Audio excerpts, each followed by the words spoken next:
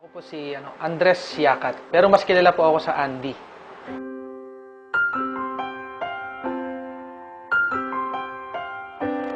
Pinanggalingan kong pamilya, hindi naman ganong kayaman. Sabihin natin na nakakaraos araw-araw, ang nanay ko tindera sa palengke, ang tatay ko naman magsasaka. So yung buhay namin, nung time na doon ako naninirahan, talaga umiikot lang sa bukid. Bukid, pagtitinda. So doon ako nabuhay. Sa pag-aaral, bali nakatapos din ako nung pag-aaral ng Electronics and Communication Engineering. Sa 4 na magkakapatid, ako lang yung nagkaroon ng pagkakataon na mapag-aral. Kaya natapos ko, nag-abroad agad ako dahil gusto ko talagang makabawi sa kanila dahil alam ko yung naging hirap ng buhay namin. Ang hindi ko makakalimutan sa buhay ko nung time na nakapag-abroad ako sa Taiwan dahil unang trabaho ko yun, sobrang hirap.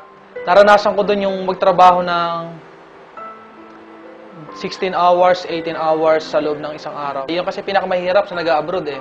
Yung malayo ka sa pamilya mo, yun ang binabayaran. Yung layo, yung inip.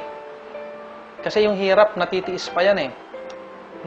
Pero yung, alam mo yun, yung pangungulila sa pamilya, yun yung isa sa pinaka hindi ko malilimutan sa buhay. Sa Taiwan, ang laki ng pagkakaiba. Kasi noon, papasok ako ng alas 7 ng umaga, uuwi ako ng alas 7 ng gabi. 5 years yun. Para akong robot. Magtrabaho, matutulog, kakain. Doon umiikot ang buhay ko. 5 taon lumipas, wala pa din. Alang nagbabago. Pero sa AIM Global, ang nakita ko dito, ibang-iba. Kasi dito sa AIM Global, darating pagkakataon, nakamukha na nangyari sa akin, na kahit talaga wala ka ng ginagawa, pwede ka pa rin kumita. Sa 8 months, nailabas ko yung first car ko rito, yung pick-up na nabili ko nung una. At after 2 years, nabili ko na yung bago kong kotse, yung Hyundai Accent na ginagamit ko ngayon.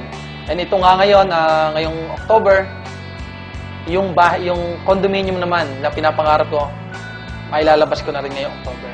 Pag ako pupunta sa ibang bansa, alam na alam ko magtatrabaho ko.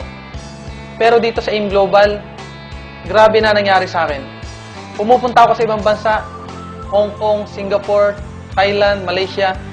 Pumupunta ako hindi para magtrabaho. Pumupunta ako ngayon para mamasyal, para magnegosyo. Ganun kaganda yung AIM Global. 1, 2, 3. I know you want me. You know I want you. I know you want me. You know I want you. I know you want me. You know I want you. I know you want me. You know I want you. 1, 2, 3, 4. 1, 2, 3, 4. Rumba. Ella quiere su rumba. Go. Rumba. Ella quiere su rumba. Go. Si es verdad que tú eres guapa, yo te voy a poner a gozar. Tú tienes la boca grande, dale, ponte a jugar. 1, 2, 3, 4. 1, 2, 3, 4. Sa company, sapagkat sa nangyari sa buhay namin, sa aming mag-asawa, na nakasama ko siya ng lagi na, hindi ka mukha dati na pinupuntahan ko pa siya sa Singapore. Pero dahil nga sa laki na kinikita ko na din, nagawa ko na yung pauwi siya dito. Yun ang isang bagay na hindi ko makakalimutan sa kumpanya. Very thankful talaga ako sa AIM Global dahil now magkasama na kami ng asawa ko. Kasi before, nagtatrabaho ko bilang nurse sa bansang Singapore. So sa aming bago-bago pa lang mag-asawa, ang mahirap doon yung naghihiwalay kami dahil kailangan ko magbalik ng Singapore para ituloy ko yung trabaho ko doon. Sa AIM Global, sa mga bumubuo, sa mga may-ari, maraming salamat po sa inyo po na ginawa sa amin. Dahil po sa inyo, nabago po ang buhay po namin.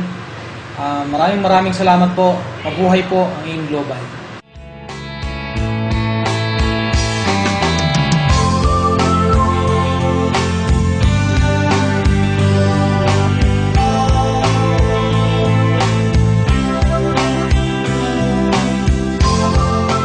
Pagka ginusto mo ang isang bagay, makakagawa ka ng paraan.